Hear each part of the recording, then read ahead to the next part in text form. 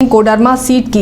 रंजन जी, Koderma seat पर कैसा fight आज दिखा? क्या यहाँ पर ट्रायंगुलर फाइट दिखी या एक तरफा हुआ या द्विपक्षीय मुकाबला नजर आया? क्योंकि देखिए पिछली बार जो सांसद थी अन्नपूर्णा देवी, उन्हें फिर से प्रत्याशी बनाया गया। माले से विनोद सिंह हैं जो बेदाग छवि है जिनकी, वो क्या यहाँ टक्कर दे पाए? मतदाताओं के रुझान को देखकर क्या आकलन कर पा रहे हैं?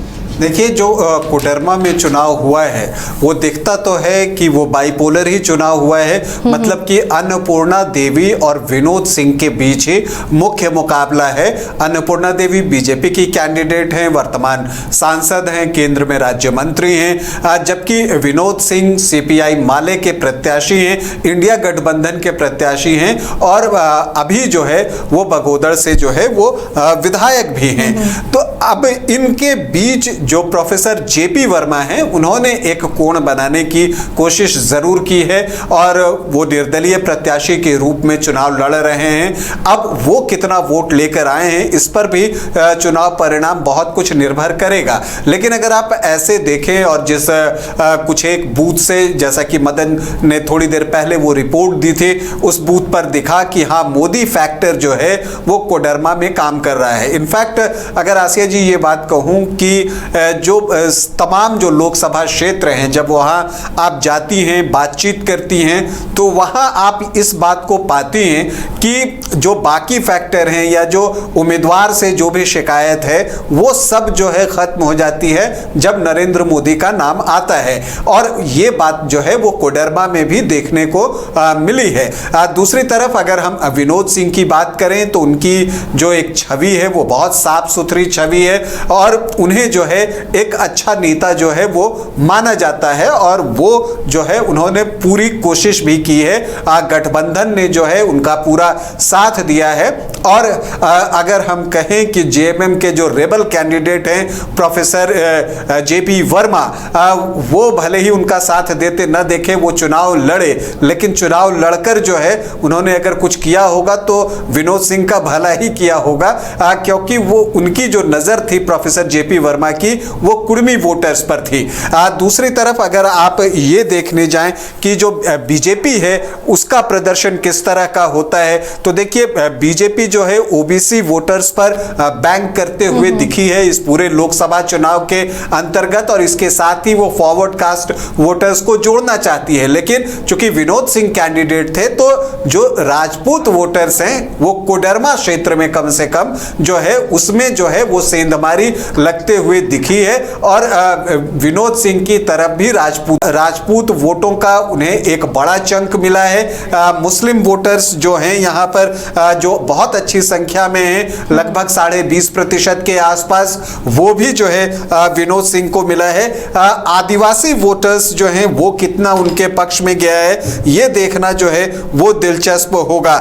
दूसरी तरफ अगर आप बीजेपी की बात करें तो यादव वोटर्स, अब कुर्मी वोटर्स में कितनी सेंधमारी हुई है, जो बचे होंगे वो सारे के सारे बीजेपी में ही आए होंगे, क्योंकि जब मुकाबला आमने सामने का होता है तो अंत समय में बहुत सारी चीजें बदलती हैं। इसके अलावा आप देखिए तो जो साव वोटर्स हैं, वैश्य वर्ग है, वो बीजेपी के साथ दिखता है, भूमिहार वोटर्स जो है वो बीजेपी के साथ दिखता है। तो यहाँ पर मुकाबला एक नजदीकी मुकाबला है और मुझे लगता है कि पिछली बार जो है अन्नपूर्णा देवी 4,54,000 वोटों से जीती थी, मतलब 4.5 लाख वोट से।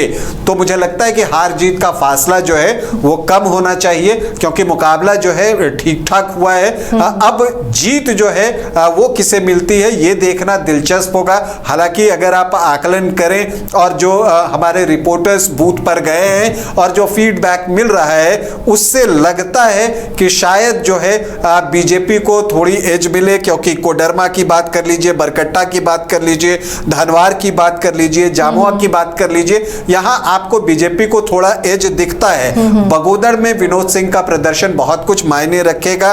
गांडे में कल्पना सोरेन खुद चुनाव लड़ रही थी, तो वहां पर वोटर्स किस तरह से गोलबंद हुए हैं उस पर भी बहुत कुछ निर्भर करेगा। तो इस जंग में, कोडरमा की जंग में, गांडे की जो सीट है विधानसभा की सीट, उसमें जो वोटर का रुझान रहेगा, क्या वो इतना असरदार होगा कि वो जीत हार में निर्णायक भूमिका निभाए इस सीट पर? देखिए, पिछली बार भी जब गांडे में जब चुनाव हो रहा था, आपको जब कोडरमा लोकसभा की मैं बात कर रहा हूं 2019 में, तो जो गांडे विधानसभा था वहां पर बीजेपी को सिर्फ 14,500 की लीड मिली थी। तो अब देखिए, अब इस बार ये देखना दिलचस्प होगा कि गांडे में कल्पना सोरेन के लड़ने से विनोद सिंह को फायदा होता है या लोकसभा चुनाव के साथ गांडे में उपचुनाव हो रहा है तो उसका कुछ नुकसान जो है कल्पना सोरेन को उठाना पड़ सकता है। ये दोनों ही बातें हो सकती हैं, लेकिन कल्पना सोरेन ने जिस तरह से प्रचार किया है और विनोद सिंह के लिए उन्होंने जितनी सभाएं की हैं और वहां पर जाकर अपनी बातों को रखा है, विनोद सिंह को पूरी उम्मीद होगी कि गांडे से जो है उन्हें बढ़त मिलेगी। साथ ही वो चाहेंगे कि जो उनका विधानसभा क्षेत्र है बगोदर, वहां पर भी उन्हें बड़ी बढ़त मिले। हालांकि पिछली बार बगोदर से बीजेपी को 1 लाख वोटों की लीड मिल गई थी, तो उसे वो खत्म करना चाहेंगे और चाहेंगे कि गांडे, बगोदर या धनवार में भी वो सेंधमारी कर सकें। लेकिन धनवार बाबूलाल मरांडी वहां से विधायक हैं, वहां उनकी एक अपनी पैठ है और उनका एक अपना वोट भी है। चूंकि जब वो जेवीएम से भी लड़ते थे, पिछली बार वो जेवीएम के टिकट पर ही चुनाव लड़ते हुए विधायक बने थे धनवार से, तो वहां पर उनका एक अपना प्रभाव भी है। उसका कितना असर होता है इस पर भी बहुत कुछ निर्भर करेगा। लेकिन मुकाबला जो है वो दिलचस्प है। और हालांकि अगर एज देने की बात अगर है तो मुझे लगता है कि अन्नपूर्णा देवी को थोड़ा बहुत एज यहां पर है। जो हार जीत का जो फर्क पिछली बार रहा था वो जरूर कम होगा। कमाल करते हो जी, बच्चे घूमने की इतनी जिद कर रहे हैं और तुम हो कि तुम्हें फुर्सत ही नहीं मिल रही। अब इतनी गर्मी में जाए तो जाए कहाँ? इस गर्मी में मस्ती और फन का आ गया है परफेक्ट डेस्टिनेशन, वाइल्ड वादी, जहाँ है water park, bird park, flower park, trampoline park, amusement park, 250 feet लंबा, जिप लाइन और क्रिकेट स्टिमुलेशन का खूबसूरत नजारा। वाइल्ड वादी, 10 माइल चौक, रांची। वाइल्ड वादी यानी अनलिमिटेड फन और अनलिमिटेड मस्ती। हजारों छात्रों के सपनों को सफलता की उड़ान देता गोल इंस्टीट्यूट 26 वर्षों में 17,000 से अधिक डॉक्टर बना चुका, रिजल्ट फैक्ट्री के रूप में विख्यात, झारखंड के छात्रों एवं अभिभावकों के बीच सर्वाधिक विश्वसनीय एवं लोकप्रिय संस्थान गोल, नेशंस लीडिंग इंस्टीट्यूट। हमारा विश्वास गोल के साथ। Elite institute. अगर आपके अंदर चाह है तो एलीट आपकी राह है। आईआईटी हो या मेडिकल, आप चाहते हैं अपने आप को उत्कृष्ट दिखाना, आप चाहते हैं खुद को एक आईआईटीएन के रूप में दिखना या मेडिकल के क्षेत्र में आगे बढ़ना, तो एलीट आपके लिए बहुत बड़ी ताकत के साथ आपके सामने है। आइए, खुलिए, बढ़िए, पहुंचिए। Elite institute.